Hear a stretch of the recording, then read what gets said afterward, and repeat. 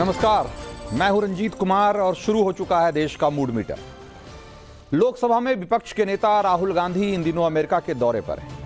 वहां उन्होंने ऐसा क्या बोल दिया है जिससे उन पर विदेश में भारत की पगड़ी उछालने का आरोप लग रहा है। बताएंगे आपको और दिखाएंगे कि क्यों कहा जा रहा है कि एक बार फिर राहुल गांधी की स्क्रिप्ट सोरोस गैंग ने लिखी। मूड मीटर की दूसरी स्टोरी में बताएंगे कि क्या राहुल गांधी के सिपाही सुशील कुमार शिंदे ने मान लिया है कि उनके दौर में कश्मीर आतंक की गिरफ्त में था और आज मोदी के दौर में ही कश्मीर की फिजा बदली है। कश्मीर को लेकर छिड़ी इमोजी वाली लड़ाई क्या है ये भी बताएंगे आपको, लेकिन शुरुआत राहुल के अमेरिका दौरे के साथ।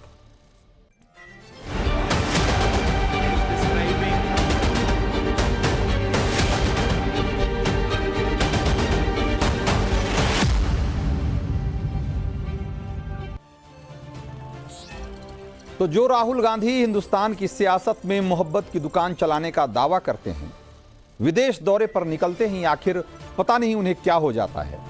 क्यों वो हिंदुस्तान को लेकर बहकी बहकी बातें करने लगते हैं? क्यों उनका हर बयान दुनिया में हिंदुस्तान की छवि धूमिल करने का एजेंडा लगने लगता है?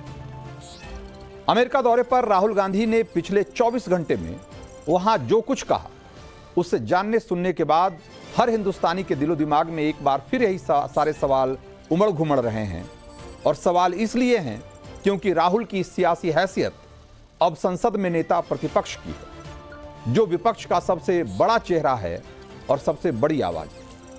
अब उसकी जिम्मेदारी है कि हिंदुस्तान के लोकतंत्र की सही तस्वीर वो दुनिया के सामने रखे। लेकिन क्या अमेरिका में दिए गए राहुल गांधी के बयान इस पैमाने पर खरे उतरते हैं? ये सवाल क्यों है? इसके लिए राहुल गांधी ने जो वॉशिंगटन डीसी में जॉर्ज टाउन यूनिवर्सिटी में जो कुछ कहा, एक बार पहले उसे आपको सुनना चाहिए। What is your name? Brother, yeah, with the turban. What is your name? Bhalinder Singh. Bhalinder Singh. The fight is about whether he, as a Sikh, is going to be allowed to wear his turban in India. Or he, as a Sikh, is going to be allowed to wear a kada in India. Or he, as a Sikh, is going to be able to go to Gurdwara. That's what the fight is about. And not just for him. For all religions. तो राहुल ने जो कहा क्या वो सही है? ये इस सवाल का जवाब आपको और हमको भी तलाशने की कोशिश करनी चाहिए, क्योंकि ये बयान न सिर्फ झूठ है बल्कि खतरनाक भी है। क्या राहुल को यह अंदाजा नहीं कि कनाडा से लेकर अमेरिका तक सिखों को खालिस्तान के नाम पर किस तरीके से भड़काया जा रहा है? क्या उन्हें मालूम नहीं कि उनकी यह गलत बयानी पंजाब में अलगाववाद को किस तरह की हवा दे सकती है, नफरत की उस आग को फिर से कैसे सुलगा सकती है जिसमें पंजाब 3 दशक तक झुलसता रहा, जिसकी चपेट में आकर पंजाब में रहने वाले न जाने कितने हिंदू बेगुनाह मारे गए और पंजाब को आतंकवाद के चंगुल से छुड़ाना मुश्किल हो गया था। ऐसे में सवाल यही है कि राहुल की इस उकसावे वाली झूठी बयानबाजी का आखिर मतलब क्या है, मकसद क्या है, और सबसे बड़ी बात, उनका टारगेट ऑडियंस कौन है? क्या राहुल ने खालिस्तानी गैंग के एजेंडे को ध्यान में रखकर यह बयान दिया? राहुल अमेरिका में जाकर क्या खालिस्तान समर्थक मुहिम को उकसाना चाहते हैं? क्या राहुल विदेशों में छिपकर हिंदुस्तान विरोधी एजेंडा चला रहे आतंकियों की बोली बोल रहे हैं? और अगर सच कहूं तो यह तो पाकिस्तान का एजेंडा है जिसे वो खालिस्तानी गैंग को आगे रखकर चलाता रहा है। खालिस्तान समर्थक भावनाओं को उकसाकर वो भारत को बांटने की कोशिश करता रहा है। राहुल के बयान पे न तो हिंदुस्तान के सिख समुदाय यकीन करते हैं और न ही हिंदू समुदाय। राहुल को कहीं दूर जाने की जरूरत नहीं है। वक्त निकालकर वो जब दिल्ली आए तो अपने घर के आसपास के गुरुद्वारों का चक्कर लगा लें, एक बार उनकी बुद्धि खुल जाएगी, उनका नफरती नैरेटिव हवा हो जाएगा। राहुल जान ले कि देश भर के गुरुद्वारों में दर्शन के लिए जाने वाले, शीश नवाने वालों में बड़ी संख्या में हिंदू होते हैं और गुरु नानक से लेकर गुरु गोविंद सिंह को तक में उनकी वही आस्था है जो किसी एक आम सिख की होती है। गुरु ग्रंथ साहिब के लिए वही भाव है जो भाव वेद और दूसरे हिंदू ग्रंथों के लिए, रामायण और महाभारत के लिए। खुद देश के प्रधानमंत्री नरेंद्र मोदी हर बड़े छोटे बड़े मौके पे गुरुद्वारे जाते रहे हैं, मत्था टेकते रहे हैं, और वो भी बाकायदा सिर पर पगड़ी पहनकर। आपको तस्वीरें मैं दिखा रहा हूं, और राहुल गांधी को भी तस्वीरें देखना चाहिए। जो सवाल अमेरिका में खड़े होकर कर रहे हैं एक सिख नौजवान से कि हरिंदर सिंह, सवाल यह है कि आप क्या हिंदुस्तान में ऐसे पगड़ी पहन पाएंगे, क्या कड़ा पहन पाएंगे? उनको ये तस्वीर भी देखनी चाहिए राहुल गांधी को। ये प्रधानमंत्री मोदी की तस्वीर है, और वो कैसे सिर पे पगड़ी पहनकर उसी अदब के साथ, उसी इज्जत आस्था के साथ वो गुरुद्वारे भी जाते हैं जिस आस्था के साथ वो किसी मंदिर में जाते हैं। ये पटना साहिब की तस्वीरें हम आपको दिखा रहे हैं। इसी 13 मई की बात है। सिखों के 5 पवित्र तख्तों में से एक पटना के तख्त हरिमंदिर साहिब में गुरुद्वारा जो है वो वहां पीएम मोदी पहुंचे थे। वहां मत्था टेका था, रोटियां बेली थी, श्रद्धालुओं के लिए लंगर परोसा था। और ये कोई पहला मौका नहीं था जब पीएम मोदी किसी द्वारे में मत्था टेकने, सेवा करने पहुंचे थे। हम आपको एक नहीं कई तस्वीरें ऐसी दिखा सकते हैं। ये जरा देखिए, पटना साहिब से लेकर दिल्ली तक जो अलग अलग गुरुद्वारे हैं, हैदराबाद, दिल्ली, कानपुर, वहां किस तरीके से गुरुद्वारे में जाकर उसी आस्था के साथ, उसी भाव के साथ वो मत्था टेकते दिखाई दे रहे हैं। और ये सिर्फ प्रधानमंत्री मोदी नहीं, जैसा कि मैंने आपको कहा कि इस देश के किसी भी गुरुद्वारे में चले जाएंगे आप, तो वहां पर हिंदू श्रद्धालुओं की संख्या आपको किसी सिख श्रद्धालुओं से कम नहीं दिखेगी। और उस देश में, उस देश के लिए अमेरिका में जाकर राहुल गांधी कहते हैं कि हिंदुस्तान में इस सवाल, इस बात की लड़ाई है कि आप वहां पगड़ी पहन सकते हैं कि नहीं और कड़ा पहन सकते हैं कि नहीं। पीएम मोदी और उनकी सरकार को सिख विरोधी साबित करने की कोशिश में राहुल किस कदर जुटे हुए हैं, यह उसकी एक छोटी बानगी भर है। लेकिन यह कितना खतरनाक एजेंडा है, यह आपको जानने की जरूरत है। दरअसल कनाडा और अमेरिका जैसे देशों की नागरिकता पाने के लिए कुछ सिख युवा जो हैं वो धार्मिक उत्पीड़न का आरोप लगाते हैं, पैतरेबाजी करते हैं कि हिंदुस्तान में रिलीजियस परसिक्यूशन हो रहा है, वहां धर्म के नाम पर उन्हें प्रताड़ित किया जा रहा है। और ऐसा कांग्रेस के दौर में खास तौर से हुआ करता था। संगरूर से सांसद बने सिमरनजीत सिंह मान का एक इंटरव्यू है जिसमें कि उन्होंने कहा है कि सिखों को पैसे लेकर ऐसे पत्र दिए गए हैं जिनमें उनके साथ धार्मिक आधार पर हुए उत्पीड़न का झूठा हवाला दिया गया। अमेरिका में राहुल वही झूठा नैरेटिव फैलाने की कोशिश कर रहे हैं। राहुल मोदी सरकार पर जबरिया उंगली उठाने के चक्कर में भूल गए कि अगर लिस्ट निकाली जाए तो इस देश में प्रधानमंत्री हो या राष्ट्रपति या फिर सेनाध्यक्ष, केंद्र में गृह मंत्री हो या कैबिनेट मंत्री, सिखों की लिस्ट बहुत लंबी मिलेगी। अभी भी मोदी मंत्रिमंडल में हरदीप सिंह पुरी हैं, रवनीत सिंह बिट्टू हैं, पगड़ीधारी सिख हैं, और राहुल पगड़ी हटाने का झूठा नैरेटिव गढ़ रहे हैं। लेकिन वो भूल जाते हैं कि सिखों को भी फ्लाइट में कृपाण ले जाने की छूट है। कड़े की तो बात ही छोड़ दीजिए, कृपाण ले जाने की छूट है,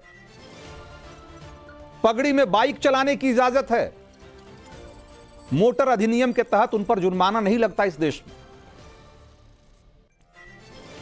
राहुल के बयान पर खुद कांग्रेस के लोग चौंक गए होंगे, क्योंकि यह उस पार्टी का बयान है, यह उस पार्टी के नेता का बयान है जिसके दामन पर 84 के सिख दंगों के दाग अभी साफ भी नहीं हुए, अभी भी साफ साफ दिखाई देते हैं।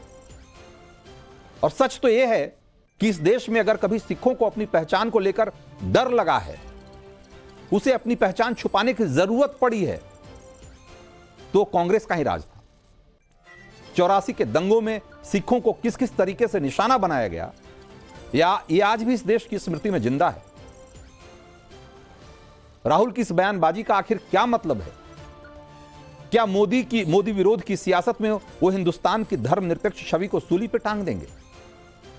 क्या सत्ता हासिल करने की बेचैनी में राहुल भारत विरोधी झूठा नैरेटिव खड़ा करने लगेंगे? ये सवाल पूछा जा रहा है। हरदीप सिंह पुरी भी ये सवाल पूछ रहे हैं। एक बार सुनिए उन्हें। जितनी सेफ्टी सिक्योरिटी सिख्स को अपना रिलीजन प्रैक्टिस करने के लिए इंडिया में है, मैं समझता हूं कम जगह में होगी।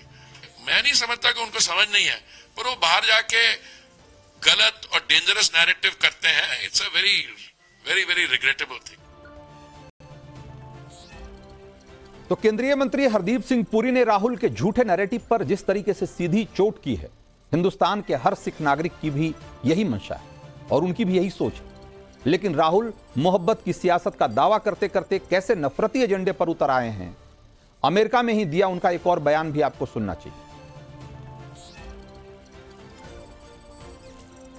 इस बयान में उन्होंने As a politician, I don't want to live in a country where 90% of the people do not have access to opportunity. I'm not interested. तो सोचिए, जो कह रहे हैं कि वो इस हिंदुस्तान में नहीं रहना चाहते और इस देश के बारे में जिस तरह की बातें वो कर रहे हैं, जब जब वो देश से बाहर जाते हैं, हिंदुस्तान के बारे में कोई अच्छी बात करने की बजाय वो हमेशा उसी नैरेटिव को आगे बढ़ाते हैं जो भारत के विरोधी आगे बढ़ाते रहे, जो भारत के विरोधी उछालते रहे जिस नैरेटिव को, राहुल गांधी उसे आगे बढ़ाने लग जाते। ये क्या सिर्फ इत्तेफाक है? एक ऐसा सवाल है जिसका जवाब राहुल गांधी दें या न दें, इस देश की जनता के मन में सवाल बना रहेगा और मौके बेमौके ये सवाल उनसे पूछा जाएगा। सवाल यह है कि क्या सोनिया, राहुल, मनमोहन ने जम्मू कश्मीर में आतंकवादियों के सामने घुटने टेक दिए और क्या एक बार फिर उसी इंटरनेशनल एजेंडे को आगे बढ़ाने में जुटी हुई है कांग्रेस, जो धारा 370 हटाए जाने के पहले घाटी में चलाया जा रहा है? और आपको बता दूं कि ये सारे सवाल सत्ता पक्ष के किसी नेता के दावे और बयान से नहीं उठ रहे हैं। इसके पीछे यूपीए सरकार में देश के गृह मंत्री रहे सुशील कुमार शिंदे का सनसनीखेज कबूलनामा है। पहले एक बार आप पूर्व गृह मंत्री सुशील कुमार शिंदे का वो बयान सुनिए और फिर मैं आपको इस बयान के पीछे की इनसाइड स्टोरी बताऊंगा। जब मैं होम मिनिस्टर था, उसके पहले मैं उनके पास जाता था और एडवाइस भी मांगता था, तो उन्होंने मुझे एक ऐसा असली एडवाइस किया कि सुशील बोले, तू इधर उधर मत भटक, तू लाल चौक में जाके वहां भाषण कर, कुछ लोगों से मिल और दल लेक में घूमते चलो ऐसा। और वो एडवाइस से मुझे बहुत कुछ पब्लिसिटी मिली और लोगों में एक ऐसा होम मिनिस्टर है कि जो बिना डर के वो जाता है, लेकिन मेरी वो किसको बताऊंगा। तो सुशील कुमार शिंदे यूपीए सरकार में केंद्रीय गृह मंत्री हुआ करते थे और कश्मीर जाने के नाम पर ही उनकी हालत कैसे पतली हो जाती थी, वो शब्द बता रहा है जिसका उन्होंने आज इस्तेमाल किया। वो शब्द ऐसा है जिसे हम नेशनल चैनल पर आपको न तो सुनवा सकते हैं न पढ़वा सकते हैं। बस इतना समझ लीजिए कि कश्मीर जाने के नाम पर ही उनके हाथ पांव फूल जाते थे। उन्हें इस कदर डर लगता था कश्मीर के नाम से, कश्मीर के आतंकवादियों से। आपको बता दें कि 31 जुलाई 2012 से 26 मई 2014 तक सुशील कुमार शिंदे देश के गृह मंत्री थे, यानी मोदी को सत्ता मिलने से ठीक पहले तक देश के गृह मंत्रालय की बागडोर शिंदे के हाथ में थी। और तो और कश्मीर में भी तब यूपीए की पार्टनर नेशनल कॉन्फ्रेंस की सरकार थी, उमर अब्दुल्ला मुख्यमंत्री थे। और ऐसा तो है नहीं कि तब एनएसजी, सेना, कश्मीर पुलिस, इन सब चीजों का वजूद नहीं था। सारी सुरक्षा एजेंसियां भी जैसे आज है वैसे तब भी थी और इन्हीं हुक्मरानों का कंट्रोल था उस पर। लेकिन फिर भी देश के गृह मंत्री कश्मीर जाने से डरते थे। कांग्रेस के दिग्गज नेता सुशील शिंदे को जिस फ्लैशबैक की बात कर रहे हैं जिस दौर में वो लेकर गए हिंदुस्तान को, उससे थोड़ा बाहर निकलिए और आज की तस्वीर जरा देखिए। सुशील कुमार शिंदे के नेता हैं राहुल गांधी, और देखिए कि आज कैसे घाटी में मजे ले रहे हैं। ये तस्वीर बहुत ज्यादा पुरानी नहीं है। अभी चंद हफ्ते पहले राहुल गांधी कश्मीर में थे। अचानक उनके मन में आया कि लाल चौक चले, जरा आइसक्रीम वगैरह खाई जाए, और वहां पहुंच गए रात के 11 बजे। जबकि ये वही लाल चौक है, ये वही कश्मीर है जहां आज से 10 साल पहले जाने का नाम लेने भर से सुशील कुमार शिंदे डर जाते थे। आपको राहुल गांधी की कुछ और तस्वीरें भी दिखा रहा हूं। राहुल गांधी ने कितने आराम से कश्मीर में भारत जोड़ो यात्रा निकाली थी। उन्हें सुखद और शांतिपूर्ण यात्रा के लिए मोदी सरकार को थैंक यू बोलना चाहिए, जो उन्होंने आज तक नहीं बोला। खैर, जो कुछ राहुल ने नहीं बोल पाए, उनकी पार्टी के सिपाही हैं शिंदे, उन्होंने बोल दिया। और शिंदे का बयान क्या यह साबित नहीं कर रहा कि कश्मीर में आतंकवाद के खिलाफ मोदी सरकार की नीति ज्यादा कारगर है? घाटी में सुरक्षा व्यवस्था को मजबूत बनाने में मोदी सरकार ज्यादा कामयाब रही है। घाटी में पत्थरबाजी को मोदी सरकार ने 100% खत्म कर दिया है। जम्मू कश्मीर से आर्टिकल 370 हटाकर मोदी सरकार ने नया कश्मीर बनाया है। क्या यह साबित नहीं हो रहा? लेकिन ये जान लीजिए कि आज भी कांग्रेस के एजेंडे में बहुत बदलाव नहीं है, और उसके सबूत हैं। आज राहुल की कांग्रेस ने जम्मू कश्मीर के चुनाव में नेशनल कॉन्फ्रेंस के साथ हाथ मिलाया है। और अब्दुल्ला परिवार की इस पार्टी ने अपने मैनिफेस्टो में क्या लिखा? उसने साफ साफ लिख रखा है कि घाटी में 370 फिर से लाने के लिए वो पूरी ताकत झोंक देंगे। अब सोचिए जरा, जब 370 था तो कश्मीर जाने में तब के गृह मंत्री के हाथ पांव कांपते थे, और आज 370 की आड़ लेकर, जब उस दौर में 370 की आड़ लेकर आतंकवादी जो है वो अपना पूरा एजेंडा चलाते थे, अलगाववादी एजेंडा चलाते थे। आए दिन खून खराबा होता था, और उसी 370 को फिर से लाने के लिए नेशनल कॉन्फ्रेंस मुहिम चला रही है, और राहुल की कांग्रेस पार्टी जो है वो उस मुहिम के साथ जुड़ी हुई दिखाई देती है।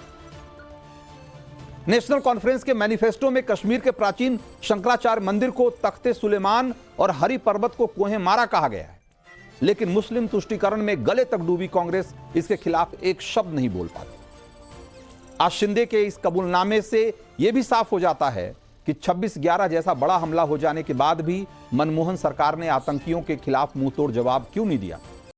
क्योंकि दम नहीं था, क्योंकि सामने से पलटवार कर सके और उसका जो खामियाजा भुगतना पड़ सकता है, इसकी आशंका से वो घबरा जाते थे। और यही वो लोग हैं जो उरी का बदला लेने के लिए जब सर्जिकल स्ट्राइक किया गया तो उस पर सवाल उठा रहे थे। लेकिन ऐसे लोग आंकड़ों की भाषा नहीं समझते। हमारे आपके सामने ऐसे अनगिनत उदाहरण हैं कि कैसे कश्मीर में आर्टिकल 370 हटने के बाद कश्मीर में की फिजा बदली है।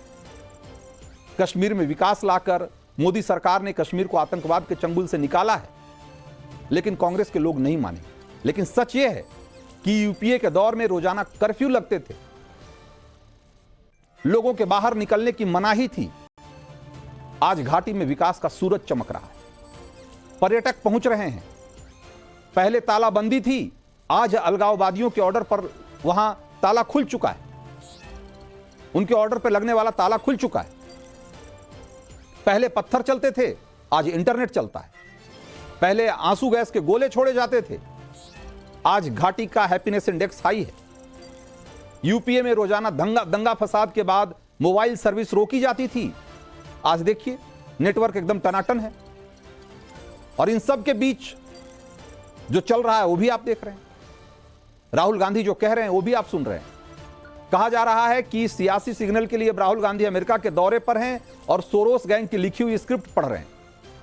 ऐसी स्क्रिप्ट जिसमें भारत के चुनाव आयोग की निष्पक्षता पर सवाल है, सिस्टम पर सवाल है और हमारी सहिष्णुता पर सवाल है। लेकिन राहुल जी को सोरोस गैंग की नहीं, कांग्रेस के पुराने सिपाही शिंदे जी की बात सुननी चाहिए, जो सब कुछ बोल बैठे। मोदी के दौर में हुए मजबूत कश्मीर के बारे में बहुत कुछ कहा उन्होंने, बस आखिर में बस यही कहना बाकी रह गया था कि आई लव यू मोदी। बहरहाल आज मूड मीटर में इतना ही।